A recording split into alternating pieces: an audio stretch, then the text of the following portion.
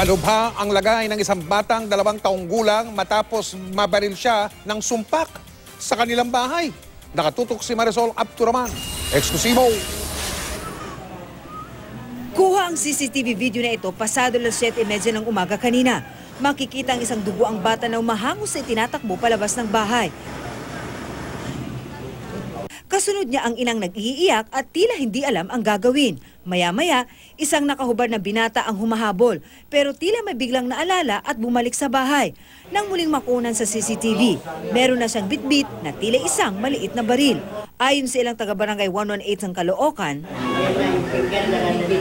dinala na nila sa ospital, sa loob po ng bahay. Parang pen gun. Itinakbo sa ospital ang bata na 2 taong gulang pa lang. Kwento ng kanyang ina, nasa loob ng bahay nila ang batang anak, kasama ang 21 taong gulang na kuya. Siya naman, nagluluto noon nang makarinig daw siya ng putok. Kakala ko po, libentador lang. Sabi nung anak ko, Mama, si Kiboy. Yun na po. Inamin niyang may pen gun sa kanilang bahay na napulot daw ng nakatatanda niyang anak.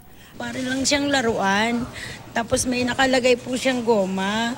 Na pag kinalabit mo po yung handle niya, pumuputok po. Aksidente niya ito is natapos. Opo. Nang kuya niya ang Hindi ko po masabi kasi hindi ko pa po nakakausap yung kuya niya. Ayon sa doktor, pumasok ang bala sa kanang bahagi ng ilong ng bata at umabot hanggang sa kanyang batok. We will have to work up the patient further kasi wala pa kaming details regarding sa internal injuries niya. He is in critical condition. We can say that in the sense na critical kasi yung area ng below the mandible, sa neck area. Nagpunta ang mga investigador kanina sa bahay ng biktima.